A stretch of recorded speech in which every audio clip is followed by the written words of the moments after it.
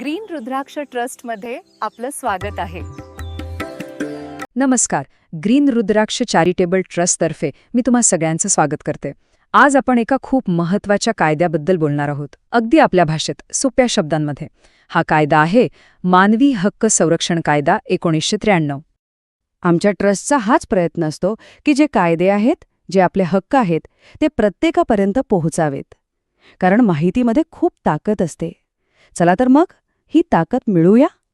आता हा कायदा म्हणजे नेमकं काय? तर असं समजा की ही आपल्या सगळ्यांसाठी, म्हणजे प्रत्येक सामान्य माणसासाठी सरकारने दिलेली एक संरक्षक ढाल आहे, जी आपला सन्मान, आपली सुरक्षा आणि आपला न्याय जपते. आता कायदा, अध्याय, कलम हे शब्द ऐकून घाबरून जाऊ नका. हो, हा कायदा 8 अध्याय आणि 43 कलमांमध्ये विभागलेला आहे. पण आपण याचा प्रत्येक भाग इतक्या सोप्या पद्धतीने समजून घेणार आहोत की तुम्हाला सगळं अगदी व्यवस्थित लक्षात राहील. चला तर मग सुरुवात करूया. कोणत्याही गोष्टीचा पाया पक्का हवा नाही का?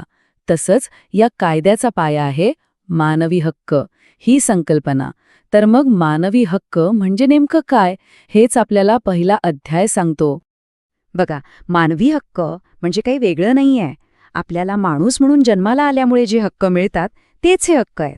म्हणजे सन्मानाने जगण्याचा हक्क, आपलं स्वातंत्र्य, सगळ्यांना समान वागणूक मिळण्याचा हक्क, हे सगळे अधिकार जे आपल्या संविधानाने दिले आहेत तेच मानवी हक्क आहेत. मग या कायद्याचा फायदा काय? तर यामुळे या सगळ्या हक्कांना एक पक्की, अधिकृत व्याख्या मिळाली. म्हणजे आता हे फक्त बोलण्यापुरते राहिलेले नाही.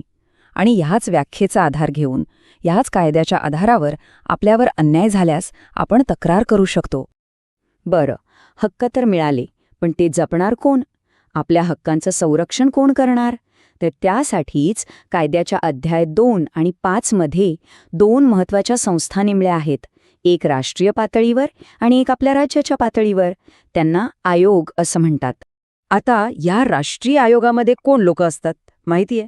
तर सर्वोच्च न्यायालयाचे निवृत्त मुख्य न्यायाधीश, इतर मोठे न्यायाधीश आणि मानवी हक्कांचे तज्ज्ञ. म्हणजे बघा, किती अनुभवी आणि निष्पक्षपाती लोक. यामुळे हा आयोग कोणत्याही राजकीय दबावाखाली येत नाही आणि आपलं काम स्वतंत्रपणे करतो. आता बघा, एक राष्ट्रीय आयोग आहे जो दिल्लीमध्ये आहे.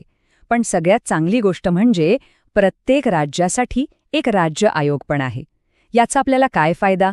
तर आपल्याला प्रत्येक गोष्टीसाठी दिल्लीला जायची गरज नाही. आपण आपल्याच राज्यात आपल्या जवळच्या आयोगाकडे तक्रार करू शकतो. किती सोपं झालंय ना? चला, आता सगळ्यात महत्त्वाच्या मुद्द्याकडे येऊया. हे आयोग फक्त नावाला आहेत की त्यांना काही अधिकार पण आहेत? तर या कायद्याची खरी ताकद आपल्याला अध्याय 3 आणि 4 मध्येच दिसते. आयोगाकडे प्रचंड अधिकार आहेत. जर कुठे मानवी हक्कांचं उल्लंघन होत असेल तर ते कुणी तक्रार नाही केली तरी स्वतःहून चौकशी करू शकतात. ते कोणत्याही मोठ्या सरकारी अधिकाऱ्याला चौकशीसाठी बोलावू शकतात, कागदपत्र मागवू शकतात. एवढंच नाही तर तुरुंग आणि बालगृहांमध्ये जाऊन तिथली परिस्थिती सुद्धा तपासू शकतात. आणि सगळ्यात महत्त्वाची गोष्ट, आयोगाला एका दिवाणी न्यायालयाचे म्हणजे सिव्हिल कोर्टचे अधिकार आहेत.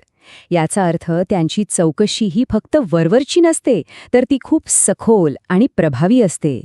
याची प्रक्रियाही अगदी सरळ आहे. समजा आपण तक्रार केली की आयोग आधी संबंधित विभागाकडून माहिती मागवतो, मग त्याची पूर्ण चौकशी होते आणि चौकशी झाल्यावर आयोग सरकारला एक अहवाल पाठवतो, ज्यात दोषींवर कारवाई करायला आणि ज्याच्यावर अन्याय झालाय त्याला नुकसान भरपाई द्यायला सांगितलं जातं. आता आयोगाचं काम तर आपण पाहिलं, पण या कायद्यात अजूनही काही महत्त्वाच्या गोष्टी आहेत ज्या अध्याय 6, 7 आणि 8 मध्ये दिल्या आहेत. ह्या गोष्टींमुळे न्याय लवकर मिळतो आणि आयोग स्वतंत्रपणे काम करू शकतो. अगदी थोडक्यात सांगते, अध्याय 6 मध्ये प्रत्येक जिल्ह्यात खास मानवी हक्क न्यायालय स्थापन करायला सांगितलंय, जेणेकरून केस लवकर निकाली निघेल. अध्याय 7 मध्ये आयोगाला सरकारकडून मिळणाऱ्या पैशांबद्दल नियम आहेत, जेणेकरून तो कोणावर अवलंबून राहणार नाही. आणि अध्याय 8 मध्ये या कायद्याचा कोणी गैरवापर करू नये यासाठी काही नियम आहेत. चला, आता या सगळ्या माहितीच्या सगळ्यात महत्त्वाच्या भागाकडे वळूया. आपण एक सामान्य नागरिक म्हणून या कायद्याचा वापर कधी आणि कसा करायचा? हो, हाच प्रश्न आपल्या सगळ्यांच्या मनात येतो की हे सगळं ठीक आहे, पण माझ्यासाठी याचा उपयोग कधी? मी या कायद्याचा वापर कधी करू शकेन? तर ऐका, जर कधी पोलिसांनी आपल्यावर अन्याय केला किंवा एखादा सरकारी अधिकारी आपलं काम करत नसेल, आपल्याला त्रास देत असेल, आपल्या घरात, समाजात महिलांवर, मुलांवर किंवा वयस्कर माणसांवर अत्याचार होत असेल किंवा तुरुंगात कोणाचा छळ होत असेल, अशा कोणत्याही परिस्थितीत आपण थेट मानवी हक्क आयोगाकडे तक्रार करू शकतो. आणि एक गोष्ट कायम लक्षात ठेवा, कोर्ट कचेरीच्या फेऱ्यांमध्ये अडकण्याआधी हा एक खूप सोपा, जवळजवळ खर्च नसलेला आणि खूप परिणामकारक मार्ग आहे. इथे आपली बाजू मांडण्याची पूर्ण संधी मिळते. म्हणून शेवटी मी एवढंच म्हणेन की हा फक्त कागदावर लिहिलेला एक कायदा नाहीये, हा आपल्यासारख्या सामान्य माणसाचा आत्मविश्वास आहे. माझं ऐकणारही कोणीतरी आहे. हा विश्वास देणारी ही एक मोठी शक्ती आहे.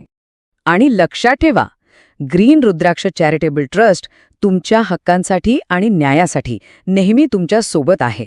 तुम्हाला योग्य माहिती देणं आणि जनजागृती करणं हेच आमचं काम आहे. म्हणून माझी एकच विनंती आहे, आपले हक्क ओळखा, जागरूक रहा आणि कुठेही अन्याय दिसल्यास त्याविरुद्ध आवाज उठवायला अजिबात घाबरू नका. धन्यवाद. या सुंदर आत्मिक प्रवासात माझ्यासोबत केल्याबद्दल तुमचे खूप खूप धन्यवाद.